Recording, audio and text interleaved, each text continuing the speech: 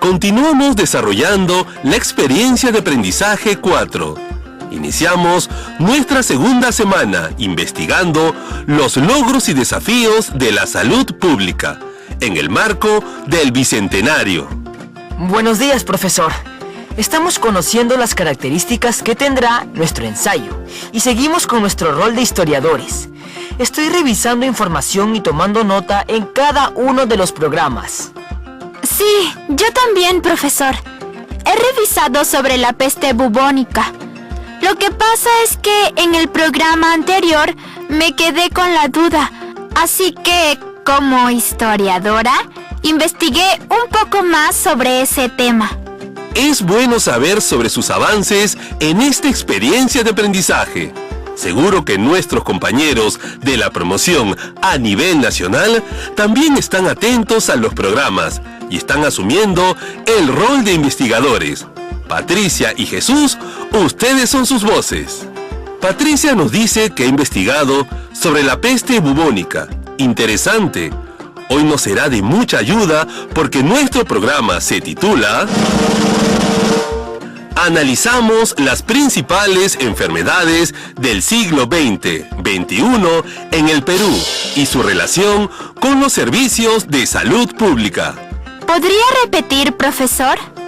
No se preocupen, repetiré el título del programa de hoy para que puedan tomar apunte. Analizamos las principales enfermedades del siglo XX-XXI en el Perú y su relación con los servicios de salud pública. El propósito del programa es que puedan explicar la relación entre los servicios de salud y las principales enfermedades del siglo XX-XXI en el Perú. No se preocupen, repetiré el propósito, ya que sé que están anotando. Explicar la relación entre los servicios de salud y la atención, tratamiento de las principales enfermedades del siglo XX-XXI en el Perú. ¡Empecemos!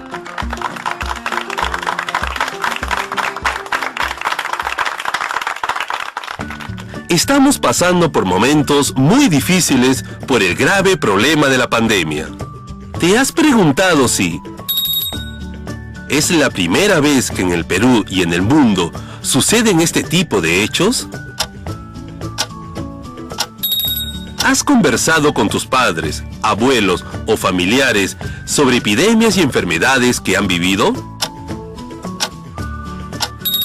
¿Cómo se brindaban los servicios de atención frente a esas enfermedades? Para analizar y reflexionar sobre las principales enfermedades del siglo XX-XXI en el Perú y su relación con los servicios de salud pública, revisaremos diversas fuentes de información. Estoy listo, profesor, para tomar nota de los aspectos importantes.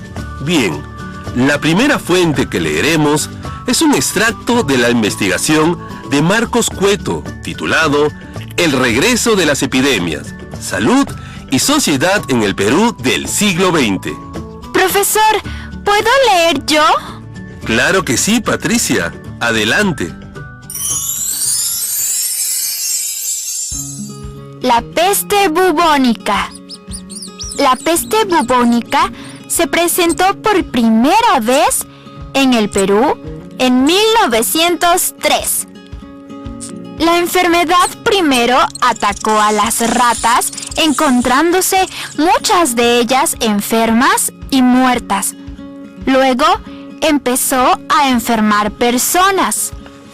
El origen de esta peste fue atribuido a una embarcación proveniente de Tailandia. Entre 1903 y 1905, la peste se extendió hasta Lima y otras ciudades de la costa. Para afrontar este problema, las autoridades tomaron varias medidas. Se crearon el Instituto Municipal de Higiene, la Dirección de Salubridad Pública y la Junta Directiva de la campaña contra la peste bubónica de la provincia de Lima.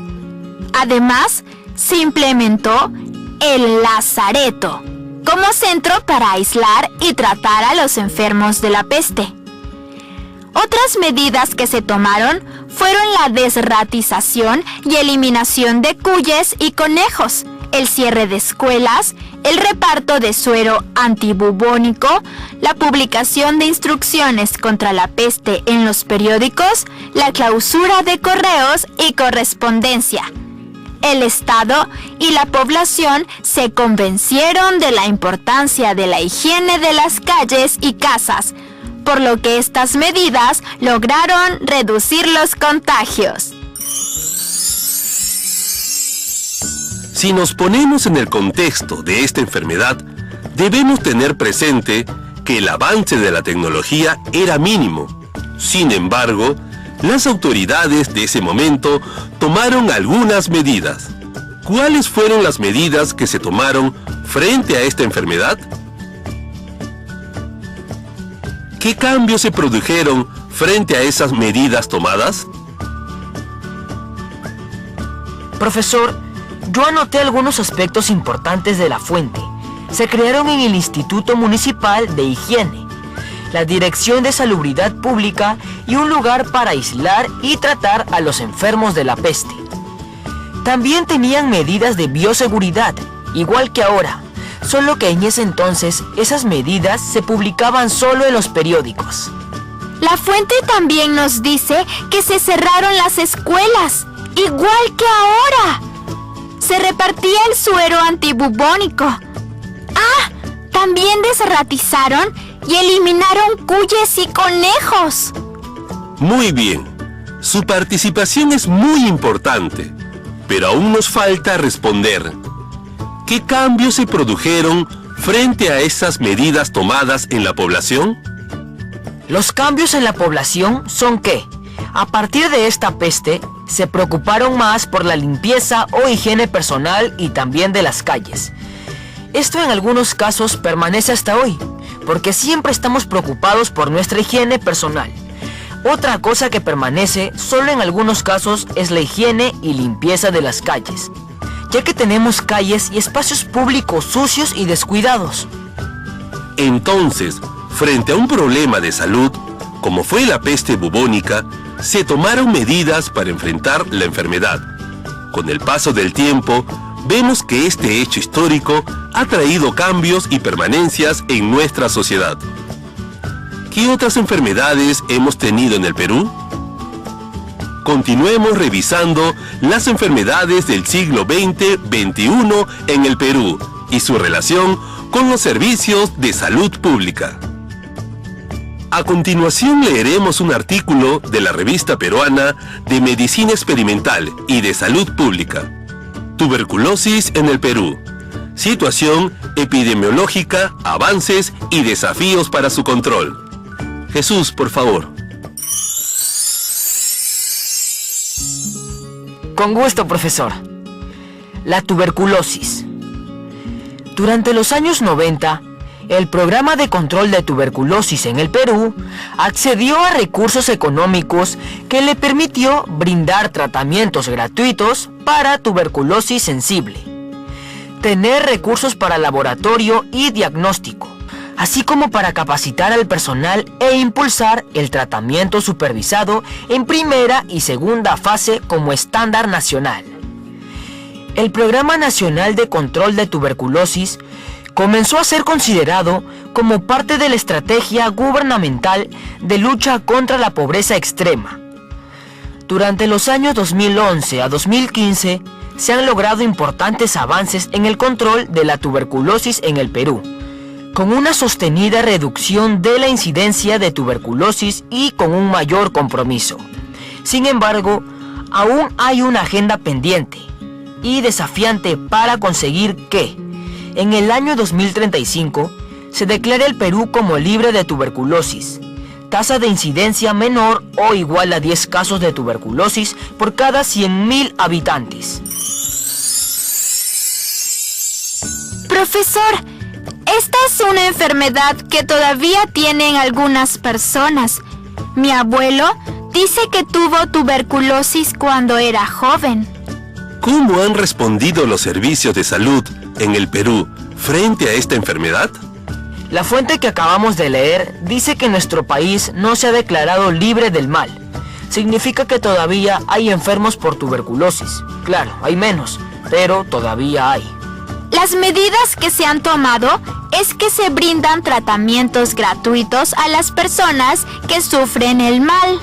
Interesante intervención, Jesús y Patricia.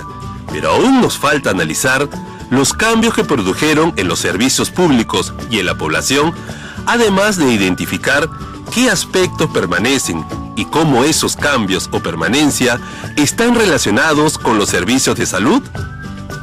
Pero esta reflexión más profunda la dejamos para nuestros estudiantes de la promoción que nos están escuchando.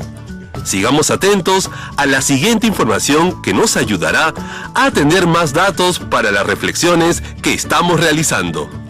Revisemos otra investigación de Marcos Cueto, que en el capítulo 5 de su investigación, Culpando a las víctimas del cólera, nos dice: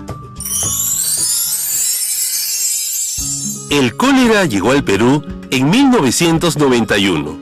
Según los estudios realizados en esa época, esta enfermedad se transmitía por medio del agua y alimentos contaminados, siendo la principal causa de contagio la falta de higiene personal.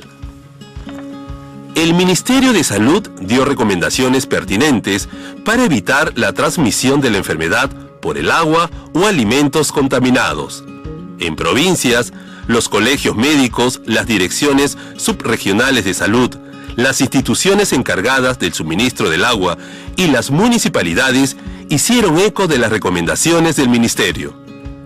Algunas autoridades municipales adoptaron medidas radicales como prohibir la venta ambulante de alimentos y el acceso a las playas.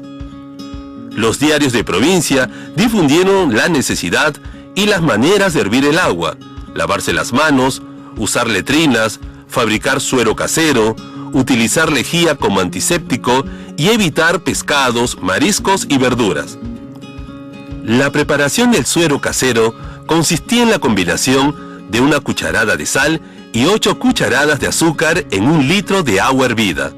Por su lado, los pobladores peruanos pusieron más cuidado en su aseo personal y el de los alimentos, mejorando de ese modo sus hábitos de higiene personal.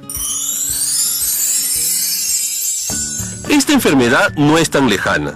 Estoy seguro que algún familiar en casa, tus padres o abuelos, han vivido estos momentos de angustia por el cólera. Sería interesante que converses con ellos para conocer cómo vivieron estos momentos. ¿Cuáles fueron las medidas que se tomaron frente a esta enfermedad? ¿Qué cambios produjeron en las actitudes del cuidado de la salud en la población? ¿Qué permanece de esos cambios? La fuente nos dice que algunas municipalidades prohibieron la venta ambulatoria de alimentos y el acceso a las playas. El Ministerio de Salud dio varias medidas. Por ejemplo, hervir el agua, lavarse las manos, usar letrinas, fabricar suero casero, utilizar lejía para desinfectar. Pero siempre las enfermedades afectan más a la gente pobre. ¿Por qué? Habría que reflexionar un poco más sobre todos estos temas de salud y su relación con los servicios de salud. Para ello, cabe preguntarnos: ¿contamos todos los peruanos con los servicios básicos de agua, desagüe? Si todos los peruanos tuviéramos los servicios básicos, ¿nos hubiera afectado tanto estas enfermedades?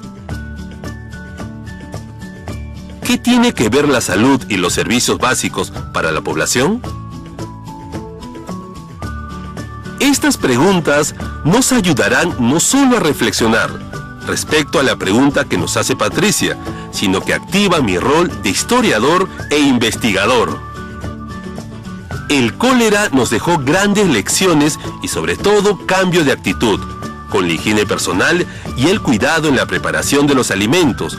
Una de ellas, por ejemplo, es que las personas se cuidan y beben agua hervida o embotellada, y desconfían de la pureza y limpieza del agua cruda que sale del caño. Muy bien. Hay otra enfermedad que ha causado muchas muertes y problemas de salud en los últimos 40 años. Se trata del dengue. Para informarnos sobre esta enfermedad, revisaremos otra fuente de información. Revista Peruana de Medicina Experimental y Salud Pública. Dengue en el Perú. Aportes para su diagnóstico y control. ¿Esta vez puedo leer yo? Por supuesto. Adelante, Jesús. El dengue. En el Perú fue detectada en 1984 en Loreto. Luego se dispersó hacia regiones vecinas como San Martín y la Selva Central, Satipo y Chanchamayo. Y hasta el 2011 se había identificado en 269 distritos y 18 regiones, casi la tercera parte del país. En Lima se registró por primera vez en el año 2000, en 5 distritos: La Victoria, El Agustino, Rímac, San Juan del Lurigancho y Cercado de Lima. Posteriormente se extendió a otros 26 distritos de Lima y 3 distritos del Callao. Hoy el dengue está presente en casi todas las regiones del Perú. El Aedes aegypti es un mosquito peridomiciliario. Se cría en recipientes sombreados y con agua limpia, en los cuales las hembras depositan sus huevos por encima del nivel del líquido, en las paredes de dichos recipientes. Los recipientes predilectos son los objetos desechados como llantas, latas, botellas o floreros, o cualquier recipiente que mantenga el agua de lluvia en lugares no lluviosos. Generalmente son los recipientes caseros utilizados para almacenar agua, como barriles, tanques bajos y altos, tinajas y baldes. Evidentemente, el único método para controlar o prevenir la transmisión de los virus del dengue consiste en la gestión del medio ambiente, la eliminación adecuada de los residuos sólidos y la mejora de las prácticas de almacenamiento de agua, entre ellas la cobertura de los envases para evitar que los mosquitos hembra pongan sus huevos. Son medidas que deben fomentarse en los programas comunitarios. El dengue es una enfermedad que nos sigue afectando. ¿Cómo está respondiendo la salud pública y la comunidad frente a esta enfermedad? Profesor, en mi colegio se hacían campañas para prevenir el dengue. Es más, varias veces fueron a fumigar, claro, antes de la pandemia. Eso continúa, profesor. Siguen visitando las casas para fumigar. Tengo unos primos que viven en Ica, y ellos nos cuentan que van al barrio y a las casas para fumigar. Es muy importante e imprescindible la educación, la promoción y la participación comunitaria en la lucha contra el vector, que no solo es una tarea del sector salud. Es tarea de todos. Muy bien. Estudiantes que nos acompañan a nivel nacional por medio de la radio. Estoy seguro que ustedes también están reflexionando y tomando nota de los puntos importantes tratados en este programa, al igual que Jesús y Patricia. El propósito del programa de hoy es que expliques la relación entre los servicios de salud y las principales enfermedades del siglo XX-XXI en el Perú. Para ello, hemos revisado 4 fuentes de información, las que nos han permitido conocer algunas de las enfermedades a las que nos hemos enfrentado en el siglo XX-XXI y que han puesto en riesgo la salud de la población peruana, como la peste bubónica, la tuberculosis, el cólera y el dengue. Sin embargo, a pesar de las dificultades, el sistema de salud y la ciudadanía organizada han respondido de diversas formas para hacerles frente. En todos los casos se ha necesitado siempre la intervención responsable y comprometida de la ciudadanía. Con todo lo abordado y dialogado en este programa, elabora un cuadro de doble entrada que muestre las principales enfermedades del siglo XX, XXI y explica la relación con los servicios de salud pública. Repetiremos la actividad que tienen que desarrollar para que puedan tomar nota. Elabora un cuadro de doble entrada que muestre las principales enfermedades del siglo XX, XXI y explica la relación con los servicios de salud pública.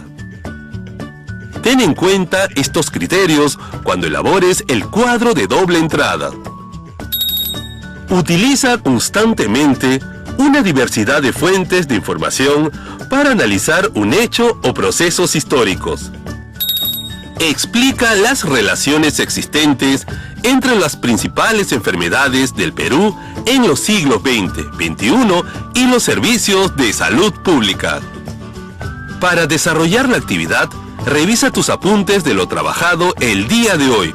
Conversa con tu familia para que te brinde información sobre aquellas enfermedades que han enfrentado: el cólera, el dengue, la tuberculosis, y pon en práctica toda tu creatividad. Y recuerda que puedes recibir la orientación de tu profesora o profesor para concluir con éxito la actividad. Profesor, estoy pensando ya en elaborar mi cuadro de doble entrada, la peste bubónica. Y escribiré que los servicios de salud en ese tiempo se preocuparon por atender a la población, con sueros antibubónicos, orientaba el cuidado de la gente por medio de los periódicos. Tengo anotado algunos otros aspectos. ¿Estará bien así, profesor? Gracias por tu pregunta, Jesús, porque me va a permitir dirigirme a los estudiantes para que elaboren la actividad de acuerdo a los criterios. Uno de ellos dice: utiliza constantemente una diversidad de fuentes de información para analizar un hecho o procesos históricos. En tu ejemplo, ¿has mencionado algunas fuentes de información? El otro criterio dice: explica las relaciones existentes entre las principales enfermedades del Perú en los siglos XX, XXI y los servicios de salud pública. Esto está claro en el ejemplo que me has dado. Bien, profesor, ya entendí. A partir de ahora, tendré en cuenta los criterios. Es más, los voy a anotar. Estudiantes de quinto de secundaria, estamos llegando al final de nuestro programa. ¿Qué estrategias personales o actividades les han permitido lograr el propósito de este programa? Elaboren una lista de las estrategias o actividades personales que realizaron en este programa para lograr su aprendizaje. Pueden hacerlo en su portafolio.